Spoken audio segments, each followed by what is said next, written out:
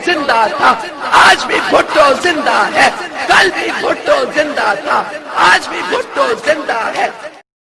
अस्सलाम वालेकुम नाज़रीन, सिंध न्यूज़ ख़बरुनि जो सिलसिलो जारी है। तव्हां सां ॾोकरी मां ख़बर शेयर कंदा आहियूं। ॾोकरी में पीपल्स पार्टी जे हिकु कार्नर गॾिजाणी में वर्करनि ऐं अॻवाननि वफ़ाक़ी हुकूमत खे अवाम दुश्मन हुकूमत करार ॾेई छॾियो आहे।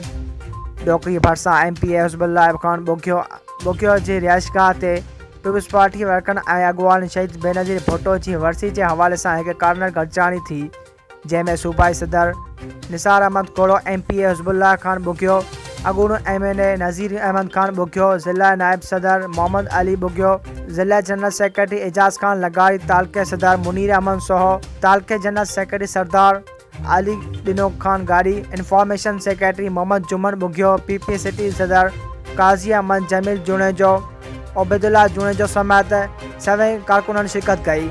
उन मौक़े ते गॾिजाणी खे ख़िताब कंदे अॻवान चयो त शहीद ज़ुल्फ़िकार अली भुट्टो 300 माण्हुनि सां पाकिस्तान पीपल्स पार्टी जो बुनियादु विधो, जेका लखनि जी तादाद में पहुची वई आहे ऐं शहीद बेनज़ीर भुट्टो लखनि माण्हुनि खे गॾु खणी हली। हिननि चयो त अवाम जे ख़ातिर शहीद ज़ुल्फ़िकार अली भुट्टो ऐं शहीद बेनज़ीर भुट्टो जानिन जा नज़राना ॾिना। बेनज़ीर भुट्टो खे धमकियूं मिलंदियूं रहियूं, पर शहीद बेनज़ीर भुट्टो मुल्क में वापसि आई ऐं अवाम जे मथां पंहिंजी जान क़ुर्बान कयईं। उन्हनि चयो त 27 डिसंबर ते बेनज़ीर भुट्टो जी यादि में गड़ी खुदा बख़्श भुट्टो में जलसो आहे। उन्हनि चयो त केतिरनि ई पार्टियुनि जा लीडर आहिनि, पर कॾहिं बि अवाम जे मथां जान क़ुर्बान नाहे कई। मोहतरमा बेनज़ीर भुट्टो वाहिद लीडर हुई जे अवाम मथां जान क़ुर्बान कई। उन्हनि चयो त इमरान ख़ान नाकाम पॉलिसियुनि सबबि गुरबत में वाधि आई आहे ऐं जीअं ही हुकूमत जारी रही त अवाम गुरबत जे अहिड़े दॿे में फासी पवंदो जितां निकिरणु मुश्किल थी पवंदो।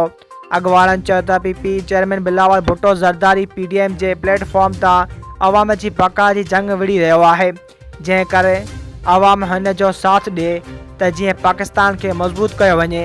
उन्हनि चयो त शहीद बेनज़ीर भुट्टो मुल्क में जमहूरियत खे बहाल करण लाइ जान जी क़ुर्बानी ॾेई छॾी, पर पोइते न हटी ऐं हाणे संदसि पुटु बिलावल पिणु उन जे वाट ते हली रहियो आहे। वधीक ख़बरूं ॾिसण लाइ विज़िट कंदा असांजी वेबसाइट www.sindhajraknews.com।